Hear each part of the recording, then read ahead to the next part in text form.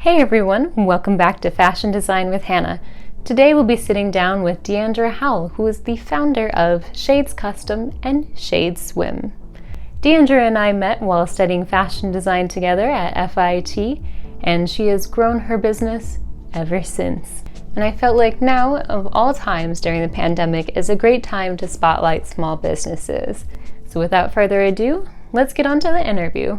So what got you into fashion design? Fashion design, well, a few people in my family, they do design as well. So it's kind of like something that was in the family. Mm-hmm. When I was younger, I went to a lot of like carnivals and like parades, and I was just very interested in like the new costumes every year and the new colors and just how they assort everything. So that just pretty much got me interested in saying, hey, I wanted to design, I'm going to take this serious. Mm-hmm. And is that the carnivals like down in Florida? Or so they're pretty much different. Each city has their own carnival. Mm-hmm. So I've been to several of them. They do have one in New York, which is around Labor Day. Okay. That's the one I primarily go to. But I also have been to ones in like Florida and Pennsylvania, Virginia, places like those. But they nice. Don't have concept around design embellishments, and each year they feature a new concept of design. Do you feel like FIT and your studies otherwise, because you went to the Fashion Industries High School in the city? No, I actually went to Gramercy Arts High School. Okay. I went to Gramercy Arts High School. It's inside Washington. It's like a smaller school broken down, which have specializations. And one of the specializations in Gramercy Arts High School was fashion design. That's nice. That's where I went to high school. All right. So do you feel like your studies like prepared you well for being in the industry? I do want to say like design-wise with FIT, I feel like the classes that I'm taking, I feel like I pretty much could design anything now. Mm-hmm. Like, pretty much like I get random orders, but I pretty much can say I can make anything. But as far as like running your own business and being an entrepreneur, I think that is something that wasn't taught at FIT. So there's a lot of like self-education around that. Mm-hmm.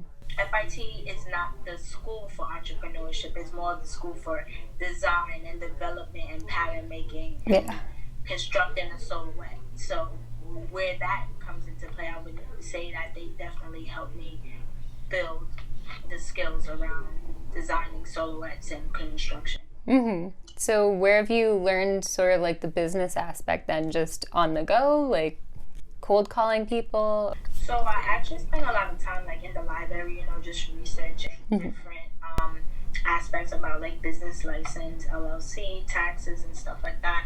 I do a lot of like online groups on Facebook which help educate people on business tips, business ideas. That's great.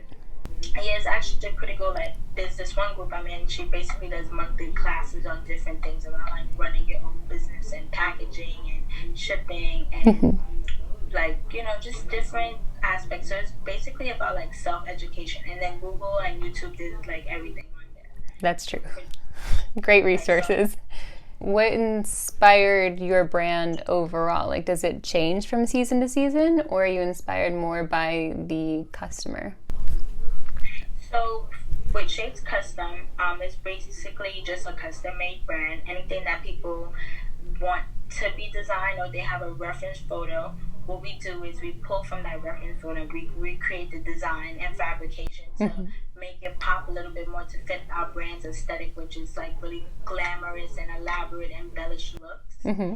So it really depends on the season. Sometimes, like right now it's holiday, it'll be more like feathers and embellishments and more gowns and, heavier embellishments and stuff like that. But when it's summertime, you have lighter dresses, lighter colors, lighter fabrication. So it really just changes around that. But whatever the customer pretty much requests, we make.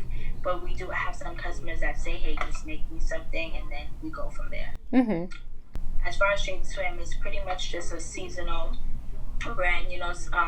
From summer we run from about like March, April to about October. Okay. And we try to keep our designs very tropical, very African inspired, rich and vibrant colors. And we kind of like follow whatever colors and trends are happening during that season. Mm-hmm. We just try to stick with that. And we do design our own fabrics in-house. on Photoshop. We send it out to get printed, Nice. and then we pretty much do the production ourselves. But everything is made to order. And so you said you get it printed in the city or like around the world? So there's one company that we just started working with in London that prints fabric. There's another company in North Carolina that we use to print our fabric as well. How did you get set up with them? How did you find out who to work with? See, I just was on Google, and I was on Etsy, I think, and it kept showing me like these prints, and I saw the username, and I just Googled it, and they started out to be a small business just like myself in 2018. And I Googled it, and I saw Spoonflower pop up, and they make wallpaper and all of these fancy things. So that's when I started working with them. The new company that I'm working with on I believe it's called Contrado. It's in London, and they print on like over 40 different fabrications. Like that's fantastic. Like it's everything. So we just started working with them like a few weeks ago, and the quality is pretty good. So did you start this straight out of FIT, or did you start doing it as you were at FIT? So Shade Swim, I started in 2016 when I went to Hong Kong. I was studying textile and intimate apparel there, and I had a lot of early classes, like 8 a.m. to like 11. So like the whole rest of the day, like I had nothing to do. So that's nice. I started making samples for like swimsuits and stuff, and then I just decided like, hey, I'm here for 6 months. Why don't I just start some line? The fabric there was so cheap, like everything was so cheap. So I just started making the samples there. I fitted it on different size people that was there, and then I did a photo shoot there, and then I just came here and started selling like the pieces online. So it's been an e-commerce business since 2016. Wow, props to you. Yeah, and then Shades Custom. I started in 2018 when I quit there was some job I was at, and I quit that job, and I was like, you know what? I'm always making stuff for people. Why don't I turn this into like a full brand and really market it and try to reach different people on different platforms? And that's basically how we got started from there. So 1 year after graduating is when Shades Custom started, and then 1 year prior to graduating, Shades Swim started. That's insane. I couldn't imagine doing that myself. I was just doing so much at FIT in New York City, you know, so it's just I was doing the normal college student life, just struggling. What was it like studying in Hong Kong? It's really good. The people there are very friendly. Like it's so very relaxing. There's a lot of inspiration there. Like they embrace a lot of cultures because it's kind of like New York. Like they have like an Indian community. There's like a whole like Asian community. There's an African community. A lot of exchange students go there. There's a really strong Caucasian culture there. There's a really strong Black culture there. But being that it's still an Asian country, they still embrace everyone. So it's kind of like relaxing. There's always somewhere you can fit in. There's a lot of things to do. And language barrier wasn't much because they speak English there. So do you see yourself scaling your business up or kind of maintaining it at like a small level? As of right now, I do want to just maintain what I have.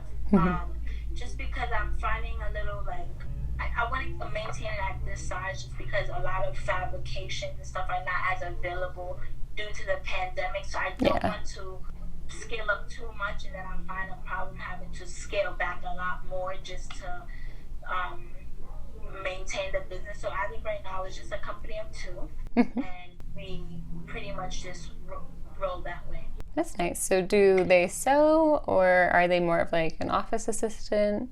It's more of an office assistant, just like social media, marketing, email campaigns. So would you say you had a lot of effect from the pandemic on your work? In the beginning, it was really just like ghost town, honestly. It was pretty like dead. Fabric stores was closed. Yeah. You pretty much had to order fabric online, but a lot of people don't really trust fabric online unless it's a vendor that you previously purchased from before. Because you're not sure the quality. Some people don't expose their names and say they are from like India or China, and then you're waiting like a really long time. Yeah. So it was pretty much ghost town at first, but then I want to say like around May, June, it started to pick back up. It did have a little dip here and there, but ever since it's getting back to more of a steady pace. Yeah. As holiday is approaching. And do you see yourself sticking more with ordering online from the company in London and in North Carolina, or do you still find yourself going to stores in the city as they're open for fabric and whatnot? For Shade Swim, printing online, we pretty much do 75% of that. And as far as like, little trims and notions and lining, we get 25% of that from the actual small jobbers in the fashion district. And then for Shade Custom, pretty much everything is from the fashion district. Everything. That's nice. And then this is a question from an FIT student. What have been some of the best ways that you've increased sales? The best way to increase sales, I would say, is hashtags. A lot of people use hashtags. And then when you make something for a client, really shout them out, celebrate them like, hey, this person got a birthday dress made by us. Let's celebrate their 21st birthday. And when you give them that shout out and you give great customer service, a lot of referrals come from those clients. So I really would say great customer service, and then using like hashtags and locations on social media helps pull a lot of clients in. Because a lot of people go to the same places, so a lot of people click on those hashtags and those locations, and then you end up popping up a lot more when you tag those locations. So do you do any events, or is it mainly people going to events and shouting you out? Yeah, I would say I go to some of the events with my clients. Like sometimes we end up at the same events, but a lot of times it's just them going to the events because I'm sometimes really busy sewing, so I don't have time to like always participate in all the events. But I would say about 60-40%. 60% of them just going to the events, and 40% me going to the same events as them, and then we just take pictures together, we share them. And then a lot of the photographers are the same, so the pictures get around a little bit more. So that's how the collaboration usually works with picking up like more clientele. Yeah, it's great when you can work within a community and keep bringing everybody up. I know this is a little bit more pre-pandemic, but did you ever do any pop-up shops or store events?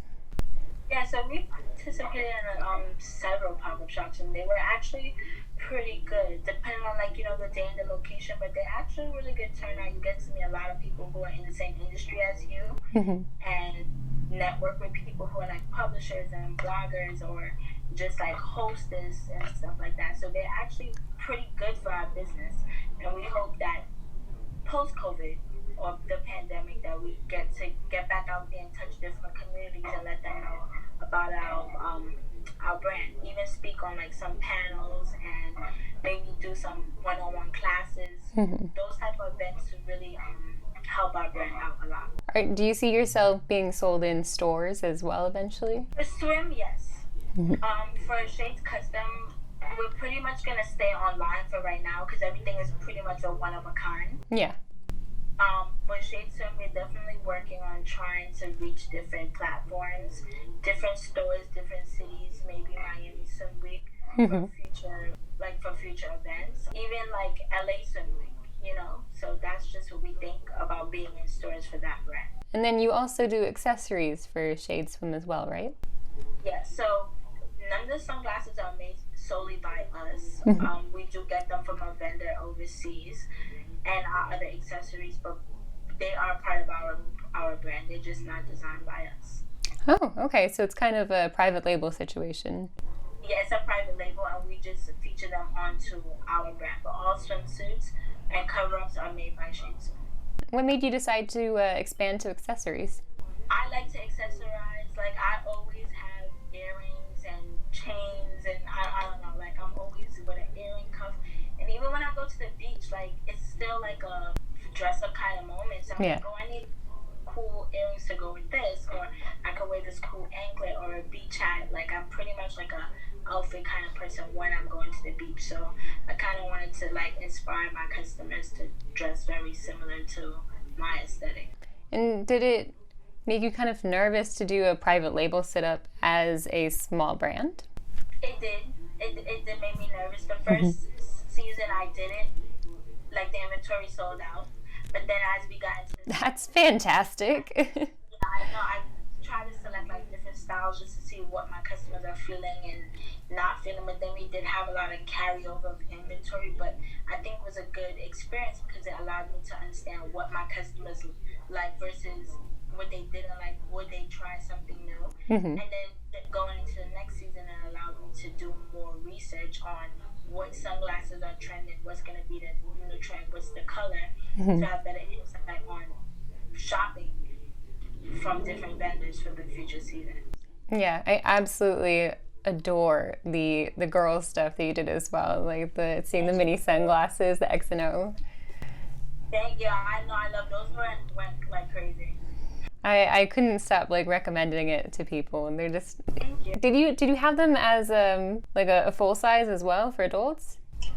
No, I was trying to find for adults, but it doesn't come in adult size. It's literally just for kids. Because I was thinking there's so many like mom and me trends going on recently in the market. We're actually working on Mommy and Me for this summer coming, so you guys can stay tuned for Mommy and Me. That's awesome. So go over, what is a week like for you, for your scheduling? If you have an average to go over. I pretty much have a lot of like phone conferences with my assistant about like, our new goals for the week. What do we want to accomplish? What are we going to target depending on like the season? I pretty much go to the fabric store probably like once a week or maybe every 2 weeks. The beginning of the week is pretty much a lot of drafting, draping, patterning, cutter's muffs, and then the middle of the week is a lot of sewing, and then as we get to the end of the week, we do a lot of fittings, and then that's pretty much how our week flows, week to week. And you do approvals as well, or are you mainly buying like the stock so you don't have to do that? Yeah, so sometimes approval depending on like the style or something, but we do make samples for everything that we create. But pretty much after the approval or no approval, then we just move forward with the design, completing the design. How did you find your fit models or decide on them if you already knew them? So some of them I previously worked with like at different fashion shows and stuff like that. So I'll get 2 to 3 people that are small and compare. So we'll do small and mediums on the same day, and then we'll do like large and extra large on the same day, and then we'll do all the kids kind of on the same day. But it's just people that I've already met like in the industry, and they tell me like, hey, my daughter does wear 16 to 17, or I really buy small in all brands, or I wear medium in all brands, and then we kind of go from there. We do take measurements, and then we kind of go from there. But now we pretty much have our own. We have our set size models, fit models. Yeah, so I've noticed that in most of the industry, they do like one size for their regular range, aka like a medium, and then one size for plus size, like a 1X or 2X for fitting, instead of doing the whole size range. What made you decide to do the whole size range? Swimsuits are very particular. Yeah. Honestly, they are very particular. Not every small is gonna kind of fit the same. So we kind of try to navigate our smalls kind of fit the same. So if you bought a small with us before, it will always be a small. And that's the same thing with the fabric vendor. When you keep switching fabric vendors, then the fabric might stretch more. It might, the 4-way stretch might be different. But I wanted to make sure a small was a small for all 3 different smalls. That's great. Because I'm just a new brand, I'm just starting, I just want to make sure it's actually accurate to our size chart. Yeah, and you want to prove to your customer that you're consistent. Exactly. And when you're a small brand and you have a size chart and you're now starting, you really don't want to have a lot of returns, so you want to make sure it is a consistent. And when you change fabrications, you want to make sure it's consistent too. So we do use a range of small, but now we pretty much have one small, medium, large, and an extra large person can use. That actually brings up a good point. How do you deal with returns? So for returns, you have to return within 14 days of the purchase. And if it's a swimsuit, it's customer credit. It's like store credit. Okay, and then because it's swimwear, a lot of places don't usually accept returns. They don't, but I do understand that, things happen. Sometimes things happen, but that's why we prefer to do a store credit for swimsuits, and then every other product, if you do return it within the 14 days, you can get a refund. So what do you do with the returns when you have them? Well, honestly, we really don't get much returns, but we expect them and make sure everything is okay. We do charge a restocking fee because we did use our own packaging, shipping, and so forth to send this product. So we do charge a restocking fee, depending on what the product is, how it looks, and then we just restock it if it's sellable. That's good. All right, good business practices. So then, do you have any advice to any aspiring fashion designers or small business owners, whether it be in fashion design or just general small businesses? I would say do really good research on what you want to do. Don't just jump right in and create a logo and put on Instagram. Really do the research on the market you want to go into. Test different products, see where people are getting products from, see what prices your competitors have, and then you can compare, like really do a full research of how you want yourself to look, and your stuff come out very strong before you insert all this time and money into something. Really know what you're getting yourself into, and then just go for it once you feel like it's right. But market research is very key. Absolutely. Get it started. Even if you go to, like, I worked in swimwear and intimate apparel a lot, so I knew what women kept wanting to buy and wear. So I had that experience. I know what colors people want. They always want black. I don't care what size your people want a black swimsuit. Or any department of clothing, they always want black. I mean, come on, what am I wearing? What are you wearing? Just come out with something black, but really learn the market that you're going into, and don't be afraid to ask questions to people who are in a similar market as you, because people are not that afraid to share information. They're pretty open, especially with this pandemic. People are really open to share information. I find I share a lot with my colleagues who are in the same industry as me, and I even ask them questions. So definitely do your market research. Is there anything else you would like to add? No, that's pretty much it for right now. Well, thank you for that wonderful insight into the industry, Diandra. I hope it helped out some aspiring fashion designers and small business owners. If you would like to see some of Diandra's work, I have left her social media in the description box below, and I'll be leaving her handles here as well. For now, thank you all for watching, and I hope you enjoyed the video. If you're new here and feel like doing so, feel free to subscribe and like the video, and I'll see you next time. Bye!